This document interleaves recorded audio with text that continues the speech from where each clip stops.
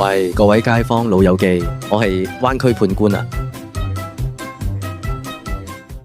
今日第3宗判決帶大家嚟到中山，體驗一下中山嘅魅力。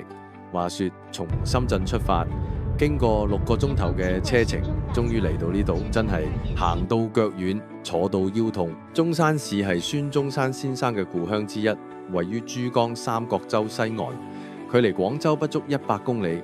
中山常住人口達4418060人，已經成為大灣區嘅重要城市之一。呢度北接廣州、佛山，南臨珠海，東面就隔住珠江同深圳相望，風景好似張大海報咁靚。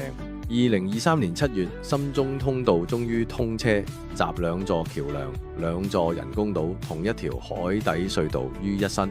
深圳去中山車程由2個鐘縮短至30分鐘以內，不過我就喺度塞車，塞咗幾粒鐘啊！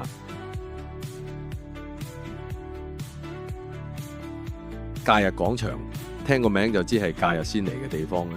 入到去商場人山人海，感覺好似全深圳嘅人都嚟晒中山咁啊！女郎喺度買嘢買到唔停手，我就喺度等到發呆。嚟到來龍飯店，點咗乳鴿、蠔仔餅、咕嚕肉，仲有特色荔枝紅茶。乳鴿皮脆肉嫩，蠔仔餅香口，咕嚕肉酸甜適中，荔枝紅茶清香解膩，味道唔錯。但係等得耐，真係考驗耐性。總括嚟講，中山假日廣場值得一遊，特別係假日嚟感受下人潮嘅熱鬧。不過記得預留多啲時間，因為等位同排隊都需要耐性。今次判決值得一試，但係要有心理準備啦。我哋下一個判決再見啦。Like, share, subscribe.